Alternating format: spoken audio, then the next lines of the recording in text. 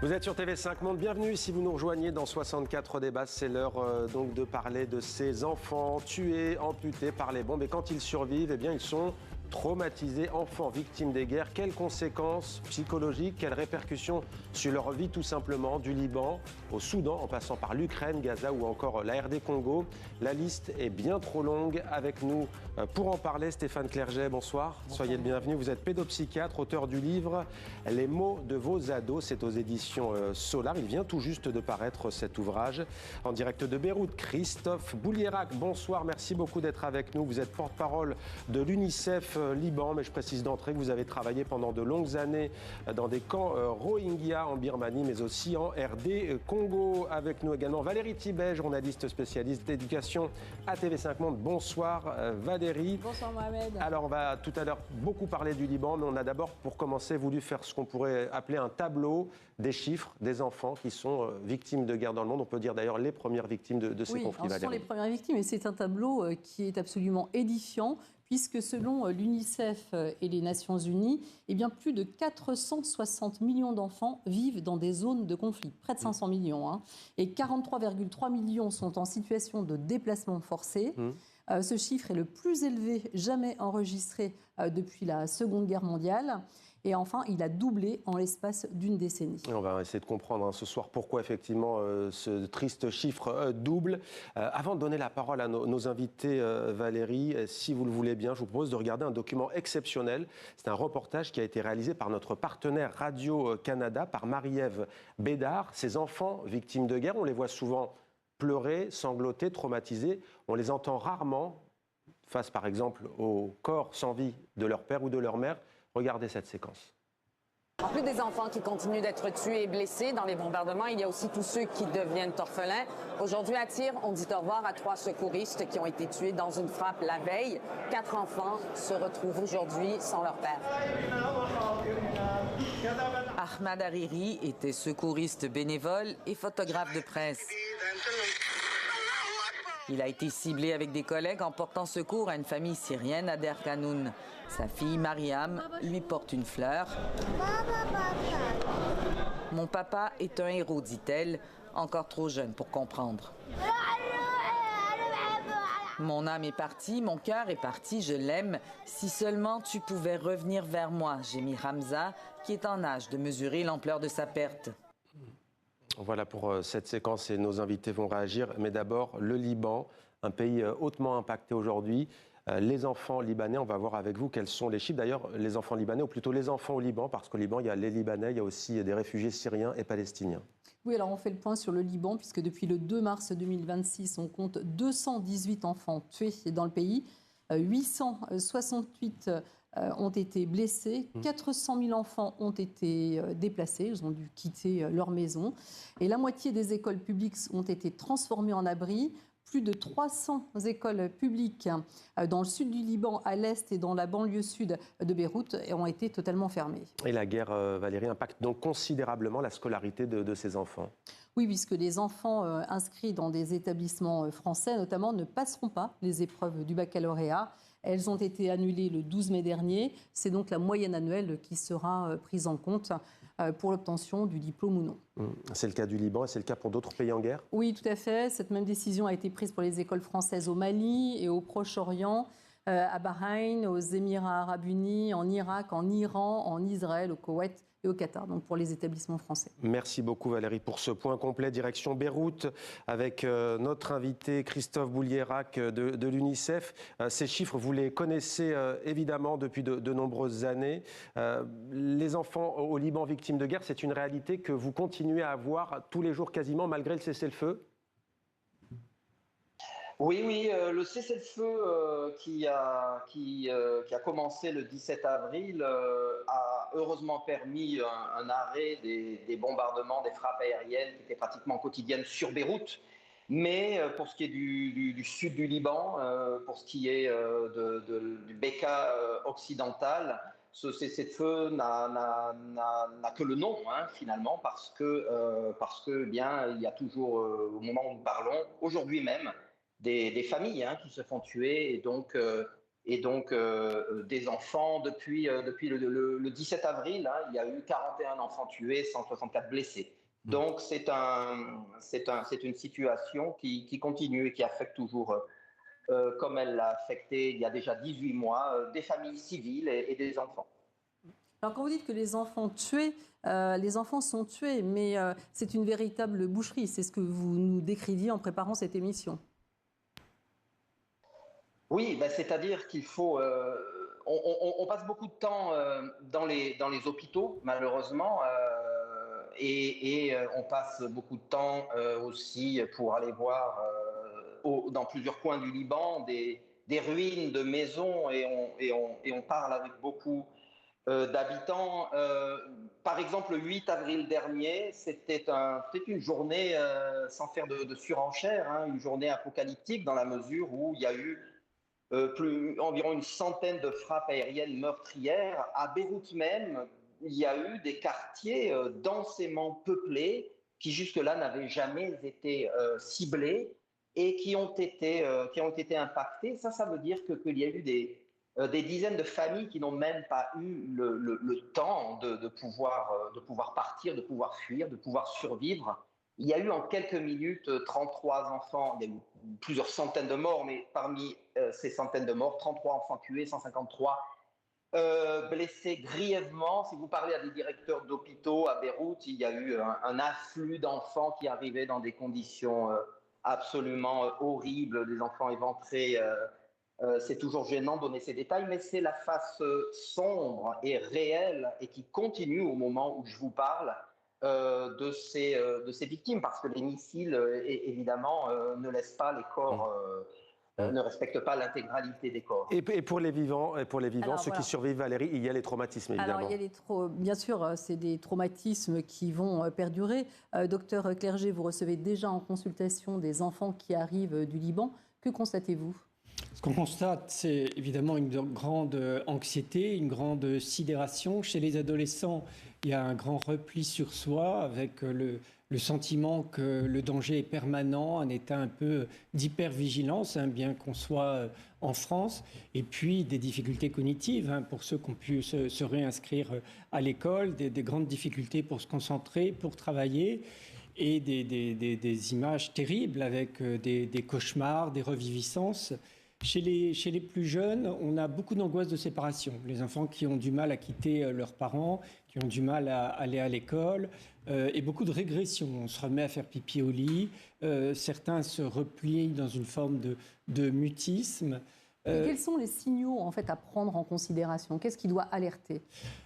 Tous ces signes-là, c'est finalement des changements de comportement, des signes d'anxiété, des signes d'isolement, et la difficulté aussi à être insouciant, à être joyeux, à s'amuser. Et on verra combien le jeu est important, surtout chez les jeunes enfants, pour témoigner à la fois de leur mieux-être psychologique, mais aussi pour les soigner. Alors justement, ce mot que vous avez prononcé, jeu, parfois, quand on ne connaît pas les terrains de conflit, on a du mal à l'entendre, mais je me tourne vers vous, à Beyrouth, en direct, Christophe Boulierac. Parlez-nous de ces jeux et au-delà des actions, des facteurs que vous, à l'UNICEF, vous mettez en place pour ces enfants que vous rencontrez parfois dans des zones de stress et de post-traumatique profond.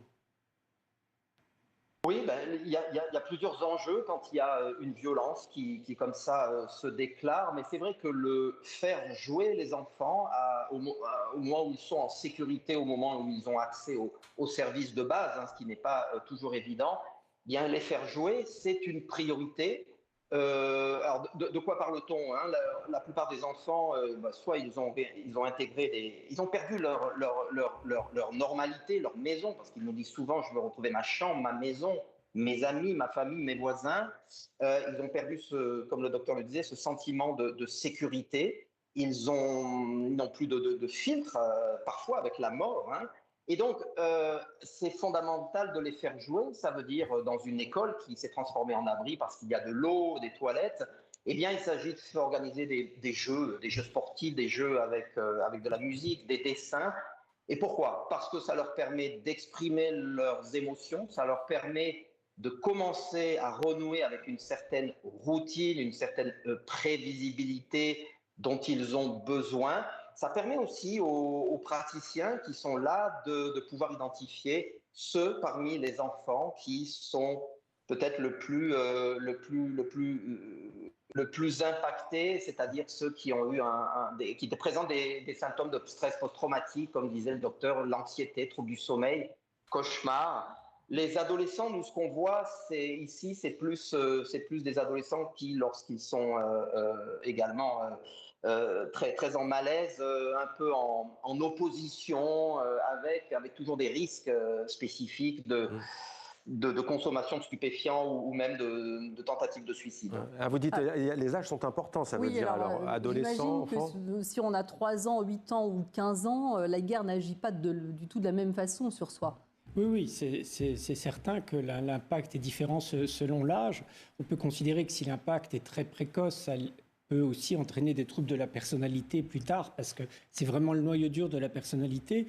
Et comme l'a dit le monsieur de l'UNICEF, c'est vrai qu'à l'adolescence, il peut y avoir comme réaction des conduites à risque, justement une façon de provoquer la mort. C'est qu'il n'y a plus de filtre, en fait. Exactement, oui. Il peut y avoir une fascination pour la mort et une banalisation de la violence. Et quand les choses nous dépassent, feignons d'en être les organisateurs. C'est-à-dire qu'ils peuvent produire eux-mêmes la violence comme pour la dépasser. Il y a aussi beaucoup, comme il l'a dit, des conduites d'addiction, malheureusement, pour essayer de s'enfuir, de s'échapper de cet univers. Parce que les ados, ils n'ont pas la capacité imaginative des enfants qui, justement, grâce au jeu, peuvent se protéger dans un univers imaginaire. Docteur, ces enfants victimes de guerre, est-ce qu'ils peuvent guérir? Est-ce qu'on peut prononcer le mot? Est-ce qu'ils peuvent retrouver une vie que tout un chacun a, que les enfants qui vivent dans des pays en sécurité ont? Le trauma est tel par rapport à ce qu'ils ont vu, on peut imaginer qu'il faille des décennies finalement pour qu'ils s'en remettent. Ça peut être long, mais il y a des facteurs protecteurs. C'est évidemment l'accompagnement parental, la solidarité familiale,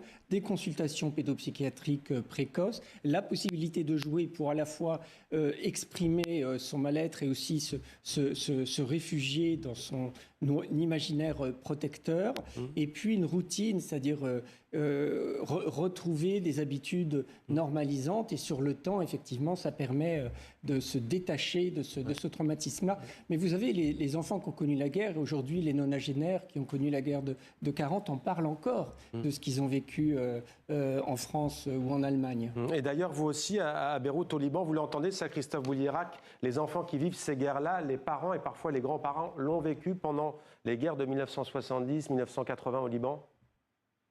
Oui, ils n'ont pas forcément vécu exactement la même chose, mais j'entends beaucoup, moi, de discussions, de témoignages de tristesse que les enfants soient confrontés à finalement des situations similaires de violence visuelle, olfactive, auditive, émotionnelle, évidemment, quand on perd des gens de sa famille. Ce que je voulais ajouter, c'est que ce qui nous inquiète, nous, c'est lorsqu'il y a ce caractère un peu chronique d'exposition à cet environnement traumatique, c'est-à-dire ça s'est passé il y a 18 mois, quand on remonte en arrière depuis 6-7 ans, il y a une série de chocs qui affectent les enfants, dans quelle mesure ils arrivent à se remettre de l'explosion du port, d'une crise économique, financière en 2019, d'une brutalité inouïe qui a vraiment touché le cœur des familles.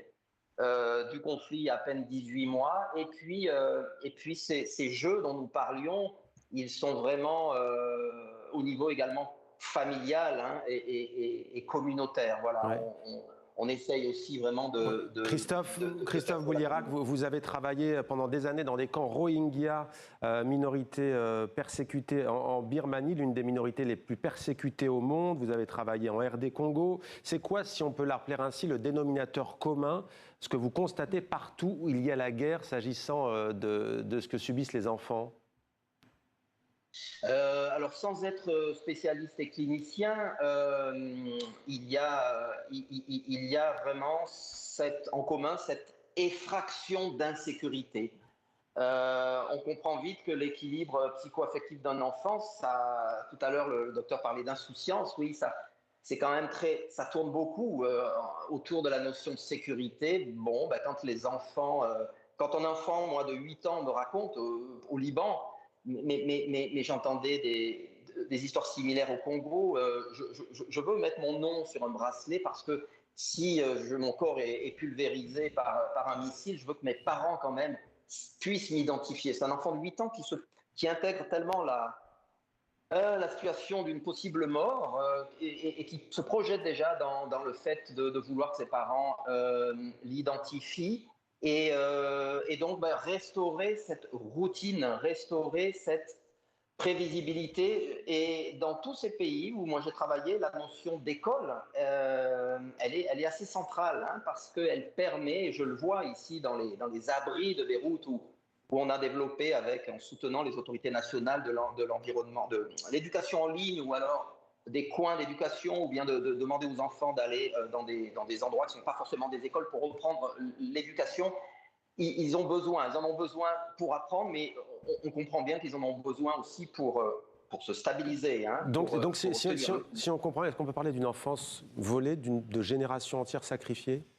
Oui, une génération sacrifiée, avec des parents meurtris, des enfants meurtris, et du coup une normalisation de la meurtrissure, une normalisation de la violence, un état d'insécurité permanent. Donc c'est des blessures extrêmement graves qui vont nécessiter un accompagnement sur du long cours et un travail sur les différents traumatismes dont on a été victime pour pas que finalement les générations d'après subissent. Parce que ce qui est terrible, c'est que ces traumatismes-là, on le sait aujourd'hui, sont inscrits aussi génétiquement. C'est-à-dire qu'on peut transmettre le sentiment d'insécurité aussi quand on l'a vécu. Génétiquement, on peut transmettre génétiquement, oui. Il y a des traces génétiques. Sur combien de générations, finalement? Malheureusement, sur plusieurs générations. Et donc, c'est important de parler, de tenir compte de ça, de ne pas oublier, de transmettre aussi et de parler des traumatismes, justement, pour lever les symptômes qui peuvent naître. Valérie, on parlait des jeux tout à l'heure. Il y a aussi, on a un mot qu'on n'a pas encore prononcé, c'est le mot dessin. Souvent, c'est, je ne sais pas, les praticiens, c'est ce qu'on fait faire à ses enfants. Vous faites dessiner les enfants? Oui, les jeunes enfants, c'est formidable le dessin. L'enfant va vraiment exprimer ce qu'il ne peut pas dire, parce que les enfants meurtris, souvent, sont un peu mutiques, ils n'ont pas les mots pour dire. Et le dessin, après, il faut être capable de l'interpréter. Oui, comme on voit ces dessins d'enfants les dessins dans la guerre, nous disent effectivement ce qu'ils ressentent, ce qu'ils subissent, ce qu'ils voient. Parce qu'il y a les événements et puis il y a eux ce qu'ils ressentent. Ce qui dessinent, c'est ce qu'ils ont perçu. Ce n'est pas forcément le réel. Est-ce que c'est une thérapie pour eux? Si oui, pourquoi? C'est une étape importante parce que c'est une façon déjà de se libérer de ce qui les encombre. Et après, nous, si on met aussi des mots sur ça, ils se sentent compris et ils peuvent prendre du recul. L'objectif de tout ça, c'est de prendre du recul. Et se dire j'existe. Se dire j'existe et se dire effectivement tout ça n'est pas normal, tout ça n'est pas humain. Sur l'échelle des pertes pour un enfant, qu'est-ce qui est finalement le plus important? Est-ce que c'est de perdre un parent? Est-ce que c'est de perdre l'école? Qu'est-ce qui est le plus impactant? Le décès d'un parent, bien sûr. Plus l'enfant est jeune, plus la perte des parents est quelque chose d'insupportable. Après, il y a la perte des frères et sœurs. La perte de l'école, c'est un peu le monde social, mais il y a aussi la perte de soi, parce qu'on l'a vu en début, il y a des enfants qui perdent des membres aussi. Donc, effectivement, c'est important de rappeler ça. Les guerres, c'est d'abord des pertes. Pardon ? Les enfants qui se retrouvent en situation de handicap physique, avec la question des prothèses d'ailleurs. Handicap international, on parle très très bien. Donc, la priorité, c'est quand même de retrouver un référent. Oui, c'est ça. Quand on est enfant, d'avoir, comme vous dites, un référent, un adulte plus ou moins âgé auquel on peut s'accrocher, s'identifier et qui peut nous aider à continuer de croire en l'avenir, parce que le drame, c'est qu'ils ne croient plus en l'avenir. Le lien familial est bien évidemment très important pour ces enfants. Merci beaucoup Stéphane Clerget. Merci beaucoup Christophe Boulirac en direct de Beyrouth pour l'UNICEF. Merci beaucoup Valérie de nous avoir beaucoup aidé à préparer donc ce thème très sensible sur lequel nous reviendrons évidemment sur TV5 Monde.